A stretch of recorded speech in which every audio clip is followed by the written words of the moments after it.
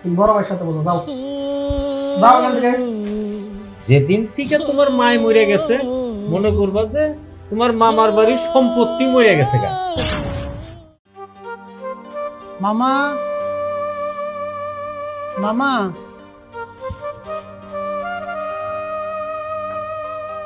মামা নাই। কে আপনি? আপনাকে তো চিনলাম না, আপনি কাকে চান? আমার মামা মান্নান, উনি কে আছে? আর আপনি কে? আপনি তো চিনলাম না। আপনি আমাকে চিনবেন না, আপনি দাঁড়ান, আমি দেখি বাবা ভিতরে আছে কিনা। আচ্ছা ঠিক আছে।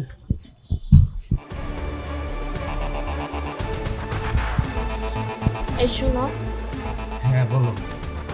বাইরে কে যেন এসেছে, আব্বা রে মামা মামা বলে ডাকতেছে।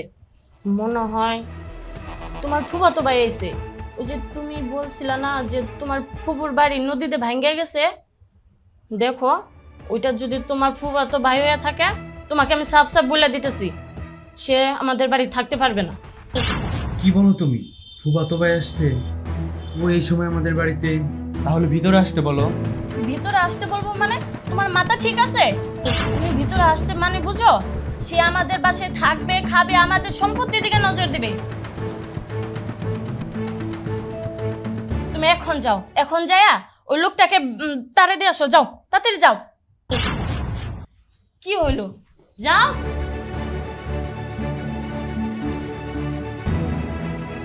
আলম ভাই তুমি? আরে কাউসার, কেমন আছিস? সবাই কেমন আছে? আছি, ভালো আছি। তা তুমি হঠাৎ করে এই অসময়ে আমাদের বাসায়? আসলাম, মামার কাছে একটু প্রয়োজন আছে আর কি। মামা কোথায়? প্রয়োজন? কি প্রয়োজন? আরে আমি কি এখান দ্বারাই কথা বলবো? আমার একটু ভিতরে যাইতে দে, আমি একটু পানি খাই, আমার গলাটা শুকিয়ে গেছে। না, ভিতরে আসতে হবে না। তোমার বাবার সাথে কি কথা আছে সেটা তুমি আমাকে বলো, বাবা আসলে আমি তাকে বলে দিব। কি রে কাউসার, তুই এই সুরে কথা বলিস কেন? আমি না তোর ফুফাতো ভাই। হ্যাঁ ফুফাতো ভাই, আমি তো আর অস্বীকার করিনি।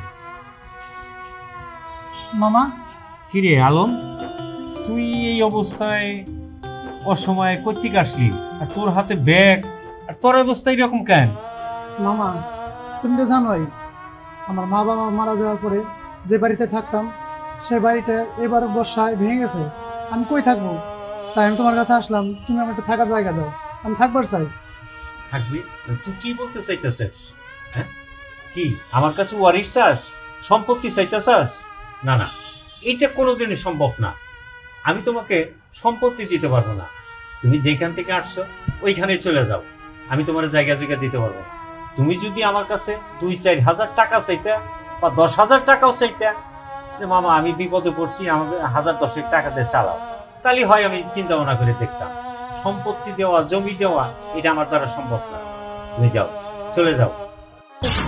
আর শোনো, যেদিন থেকে আমার বোন মারা গেছে সেদিন থেকে আমার আত্মীয় শেষ হয়ে গেছে, আমার ভাগ্না ভাগ্নি বলতে কেউ নাই।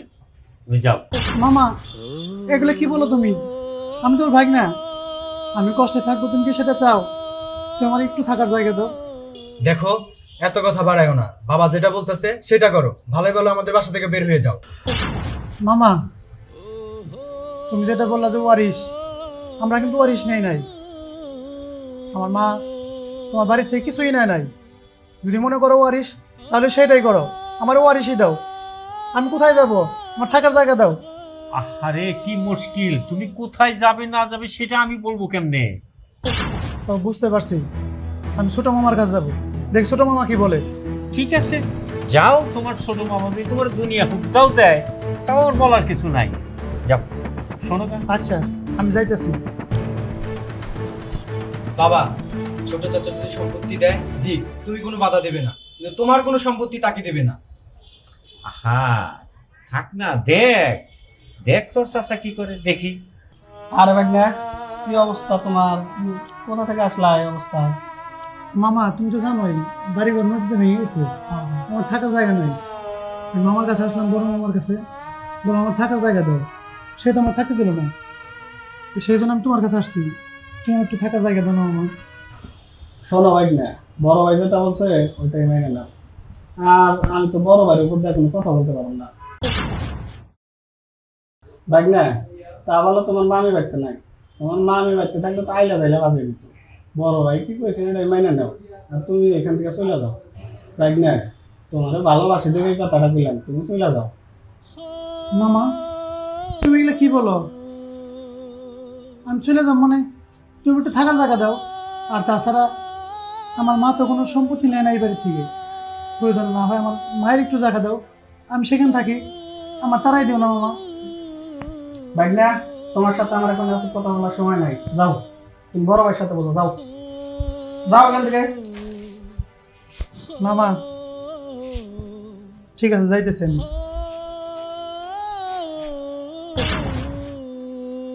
কি সম্পত্তি দেয় নাই? ব্যাগ বোঝাই করে বান্ধিছে না? হ বাবা, মনে হয় ব্যাগটা বোঝাই করে সম্পত্তি দিচ্ছে। দেখি দেখি তো। সম্পত্তি পাওয়া অত সহজ মনে কইরো না, বুঝছাও কি? যেদিন থেকে তোমার মায় মরে গেছে মনে করবা যে তোমার মামার বাড়ির সম্পত্তি মরে গেছে গা। কথা বুঝছাও? অতএব যে রাস্তায় আইসা ঠিক ওই রাস্তায় চলে যাও, মামার বাড়ির সম্পত্তির আশা করো না, বুঝতে পারছাও? মামা আমি চলে যাইতেছি, কিন্তু তোমরা যা করলা মোটো কাজটা ঠিক করলো না। আমার মা যে সম্পত্তি পাইতো সেখান থেকে যদি আমার একটু দিতা আমি থাকতে পারতাম। আমার আজকে বাড়িঘর নাই, থাকার জায়গা নাই। কথা আছে না, বিপদে পড়লে আপন জনের পর হয়, সেটা প্রমাণ দিলে আজকে। হয়েছে হয়েছে, আপনার আর আপন পরের হিসাব করতে হবে না। আপনি যেখান থেকে আসছেন ওইখানে ভালোই ভালোই চলে যান। তুমি কি বলছো? আমি যদি তখন ওনাকে চিনতাম না, সাথে সাথে ওই জায়গা থেকে ঘাট ধাক্কাতে বাইর করে দিতাম। আপনার শরম লজ্জা বলতে কিছু নাই? আপনি তারপরে এখানে দাঁড়িয়েছেন কেন? চলে যান, যান করতেছি। নাকি আপনি এই বাড়িতে থাকার ধান্দা করতেছেন? কোনো লাভ হবে না, কোনো লাভ হবে না। এখনই এই মুহূর্তে বের হয়ে যান আমাদের বাড়ি থেকে। আমি যাচ্ছি, আমি চলে যাচ্ছি। মামা তুমি যে কাজ করলা একদিন তোমার এই হিসাব দিতে হবে। আল্লাহ একজন আছে। তুমি আমারে ঠকাইছো, আমার মারে ঠকাইছো।